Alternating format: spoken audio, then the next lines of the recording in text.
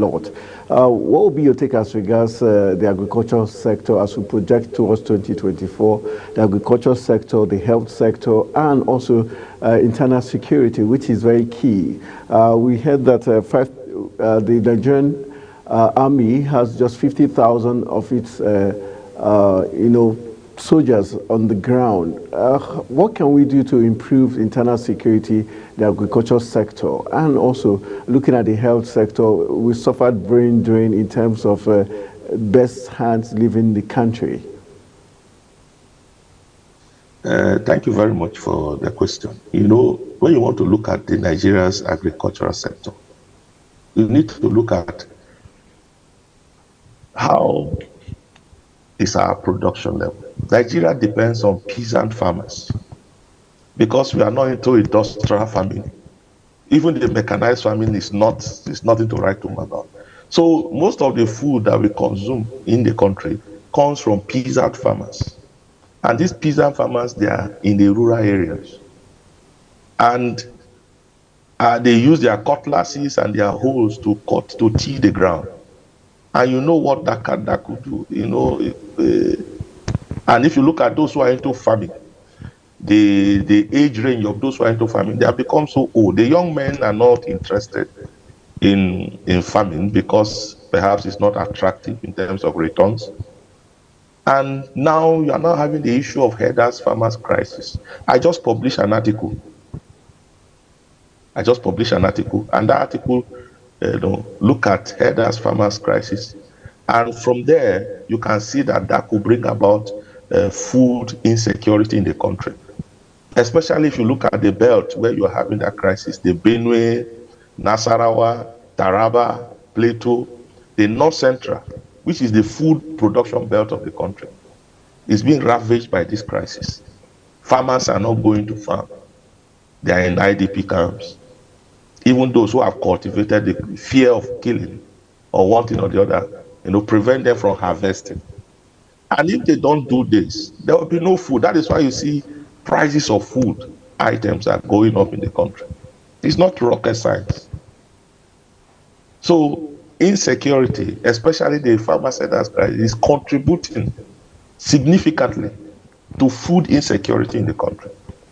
It's responsible to the skyrocketing prices of food items, apart from fuel and gas prices that have gone up. So we need to look at that issue and deal with it. Deal with it very well, because if you do not, it will affect national security. As far as many people are hungry, they will be angry. And when they are angry, they will take laws into their hands, and it will affect the country. So for the health sector, we need to look at our health. Our medical officials are leaving the country because of poor remuneration. We should look at that aspect. What do we do to keep our best in country? Some years ago, the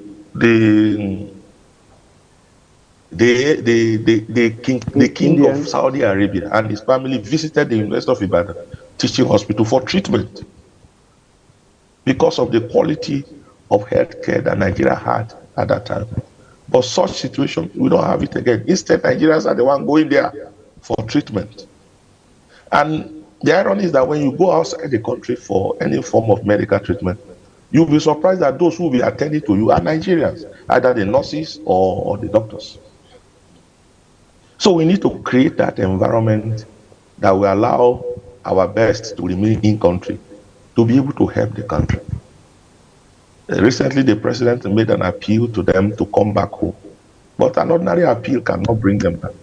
When they see significant changes in the situation, in facilities, in remuneration, and other infrastructure that make the health sector to function optimally, nobody tells them. They are more than willing to return. They will do that. So let's address those challenges in country. Once those challenges are addressed in country, those guys who have left as a result of wanting a better life, greener pasture, they will on their own begin to come back in droves. So concerning the issue of security, it's a challenging thing for the country. And I see the security situation in Nigeria as a accumulation of so many years of neglect and irresponsibility. But as you have said, Nigerian Army is just one of the security outfits of the country. It cannot solve all our national security problems. But we need to give Nigerian Army the credit, because without the Nigerian Army, no one will, I don't think Nigeria will still be existing as a country. So in a democracy, the leading security outfit is the police. But the police took the backstage. They refuse to reform themselves. They refuse to improve.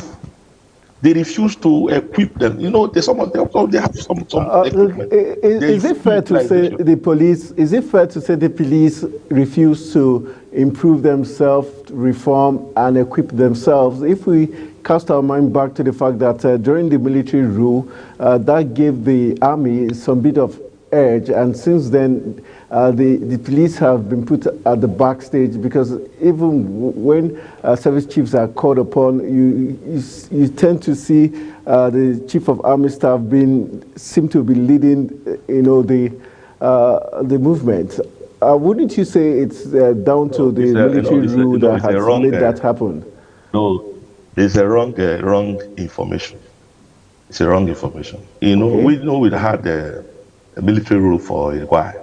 Yeah. But that does, even if you ask, if you go and make your research about the military under the military regime, the military itself suffered more in the military regime than in the democratic regime. You go and find out. You can do your research. Because let me give you an example. Under a military rule, someone who is your junior could be given a state to govern, for instance, as a military administrator. Okay. We have had majors. We have had majors who were military administrators. We have had lieutenant colonels who were military administrators. But in the army, you will find a brigadier general who is somewhere sitting somewhere. You will find a colonel, a very senior colonel who is sitting somewhere in the army, just doing only purely army job. So when you look at it in that aspect, you realize that it's not as if because the military had power, national power, automatically it benefited the military as an institution. No, that wasn't the case. That wasn't the case. So the police, the Nigerian police, need to wake up, because they are the first line. They are the first line of national security. They are the ones to go there first. If the problem overwhelms the police, then the military come in to assist them. But in this instance, whenever anything happens, the military go there first. So who do we blame for this mismatch? Who do we blame for this? It's the leadership of the police. The police leadership need to wake up. The police leadership need to wake up. You know, this author of renowned leadership, he said everything rises and falls on leadership. It's the police leadership. They need to wake up. Look at their training. Would you agree that past military leaders in the country seem to wield lots of influence than other police leaders? Because even for elections, you notice when people want to go in for elections, you hear them say they are visiting ex-president Babangida or Obasanjo. All these military men before seem to like wanting to get their approval before they step out. We hardly hear them say, okay, they're going to meet any XY Inspector General of Police to seek his consent and all that. Don't you think those have played into the minds of the police? No, I don't think so. What happened was that those individuals that you mentioned, yes, they are visited not because they were military officers. They were visited because they were ex-presidents. But they were from the army. But they were all from the army.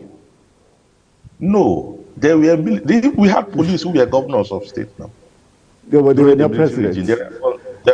We had not president. Yes, they were not president. Let's not overflog the issue. If police reassert itself, because if you look at the Constitution, especially national security, it's within the purview. Internal security, internal security is within the purview of the police. I have said it with times. and number that if you want to fix Nigeria's problem, there are about 2 or 3 major institutions that you need to reform and make them work. If these 3 institutions begin to work, Nigeria will work. Number 1, the police. If the Nigeria police is reformed and is well trained, well equipped, and well disciplined, and begin to carry out its functions as expected, Nigeria will change. Number 2, the judiciary. Because it is the police that will make arrest, investigate, go with the evidence to the court, and the court will pronounce punishment. And once that is done, the number 3 is the prison system. And when you are taken to the prison, you serve your punishment. Others know you are in the prison because you committed social crime and all that. You will see that it will become a deterrence for others. People will begin to refrain from doing the wrong thing and begin to do the right thing. But as long as these 3 institutions are bedeviled with all kinds of things that we are saying, corruption, indiscipline, and all kinds of things, the country cannot get up. So focus on these 3 institutions, reform them, make them work optimally. You will have a country that will be Are you saying what the MBS, the statistics of the MBS, it was quite correct when the MBS came up with some statistics some years back to say the Nigerian police, the judiciary are the most corrupt institutions in the country? All right. If the MBS said that, then that's correct. Because so are you saying there's no corruption in the army? I cannot say there's corruption in the army. Do you understand me? Because if you want to dig out the fact, okay, you want to make an investigation, you do your investigation. As an institution, let me tell you something. When you look at an institution that is working, okay, I'm talking of an institution that is working, that is giving you some semblance of, flashes of things that you think is right within your country. What holds the institution, like the army, is discipline. When you remove discipline from the army will be like the police. In the army, you dare not commit an offense and you go free. You will be dealt with because of the discipline. It does not matter your rank. We have seen major generals reduced in rank to either colonel or lieutenant colonel or a brigadier general because of committing one offense or the other. When last did you hear that a senior police officer, maybe a deputy inspector general or an assistant inspector general, was reduced to the rank of maybe the assistant commissioner because he committed social offense? You haven't seen that. But in the army, you see it. The records are there. When you go and find, they are there. People are disciplined, are punished for doing the wrong thing. But we don't have such record of the police, for instance. That is why I'm saying that police should wake up. The leadership of the police should wake up, reform itself, and assert itself. Okay. As long as they are doing. Okay, for the judiciary, how do we go about the judiciary knowing the very sensitive role they play? The NGC, the National Judicial Council, okay, should rethink, how do we reform the judiciary? Some of these things that you have highlighted about the judiciary, they can be dealt with by the NGC. Any judge that have been investigated. That's why I said police, because police has what it takes to investigate anybody, even the judges. And once they investigate them and they have proven evidences against them, they will prosecute them. They will prosecute them. And when they are sent to prison, ensure that, because when you go to the prison, you see all manner of things there.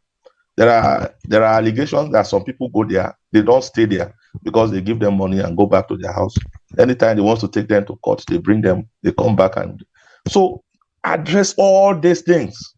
When you address them, address the police, address the judiciary, address the prison system, you will have a country. When you go to other places, go to the US or any other country, you will realize that these 3 things I've mentioned, they worked at their best, because they know that once these three things begin to fall in their performance, they don't have a country again. So we need to address these three major institutions. As regards 2024, for Mr. President, as a way to ensure that, yes, his 8-point agenda and his focus, renewed hope agenda, would succeed? I didn't get you. I didn't get your question. I said, for you, if you were to give a parting shot to Mr. President as we enter this 2024, what will be the key things he should look out for him to ensure that his agenda is implemented to the fullest? All right. As you have said, at the beginning of the interview, you itemized some of those key areas that the budget has captured already. Yeah, the job creation, the macroeconomic stability, investment, promotion and all that. Yes, what I would advise the president is to pursue vigorously the implementation of the budget. The implementation. Now I've said that the problems that we have had in the past has to do with poor implementation of our budget. So if he can pursue vigorously the implementation, let's assume this year we can have 50% performance implementation. Okay. That will be a plus for him. So all that we have been having for the past 10 to 15 years has to do 35%, 20%, 25%, at times 70%, and all that. But if he can push it in such a way that we have at least 50% of implementation of what he has said he's going to do, there will be everyone will see the changes within the country. But if it goes into the normal way of doing things, everybody relaxing, thinking that people on their own will wake up and do things right, I don't think we are going to get there. So you should pursue the implementation vigorously. So while they are, implementing the budget, the loopholes that they will identify should be noted, so that subsequent budgeting, they can be able to plug those loopholes. Okay, just on the final note, what will be your take as regards lawmakers, their role and the electorate also? In terms of achieving this 2024, budget, making sure it works in terms of their oversight functions, and also Nigerians also playing their role in keeping the government on their toes by, making sure that projects that are cited in their locality, if it's not working, they should be able to speak out. The lawmaker, the National Assembly, has oversight responsibility on ministries and MDAs and the other government institutions. They also have the responsibility to ensure that the budget that have been approved for each of those institutions are also well implemented. You are now taking me into the realm of why we used to have poor implementation of our national budget, which is a different topic. If you want to deal with it, it's a different issue altogether, because there are allegations of corruption within that when they go back and collect certain amount of money, and the moment they take this certain amount of money from these institutions, the other people feel that there's nothing again to do. Whatever is left is for the remaining for us. And that is why we have been having poor implementation of our budget. I want to beg every Nigerian, if we like it or not, we are all Nigerians. If we have a country that works, it works for everybody. If we have a country that does not work, we will be having issues like the insecurity we are having right now. These are manifestations of a country that is not working for its citizens. Some lawmakers that you are talking about could not go to their villages or their hometown as a result of insecurity. So they should have a rethink that this job is for national interest. Every institution A, MDA, the ministry, you ask for 100 billion. 50 billion has been given to you in the last 6 months. Where are the evidence of this 50 billion? And if what they are showing you, it does not match what has been released, you ask questions. But because in most cases, some of these people, and I also want to advise the National Assembly, because when you look at their budget, you expect that the budget that they get should be able to take care of their logistics whenever they are going for oversight. Take care of their flight, their accommodation, and their DTAs and all that. But when you go to visit an organization, it's paying for your hotel, paying for your flight, feeding you, we will not be able to give accurate report about such organization. All right, I want to say big thank you, Dr. Moses Saleh. It's a pleasure talking to you today, and hopefully tomorrow you'll join us as we look at other issues of national interest. So definitely, by God's grace, tomorrow you'll be with us on the Breakfast Show. So we'll look at other issues making the rounds. I want to say thank you very much for being part of Global Morning today, and thank you for your very insight as regards the troubles of implementing the 2024 budget. Thank you for having me. It's a pleasure. All right, that's how we're going to call it a wrap on today's edition of the program, Global Morning on Global Television. My name is Anthony Momori, saying thank you to the entire team for ensuring that this program came to you live and direct with all the different segments, just to make sure that your morning is truly amazing. This is asking you to enjoy the rest of your day. Good morning.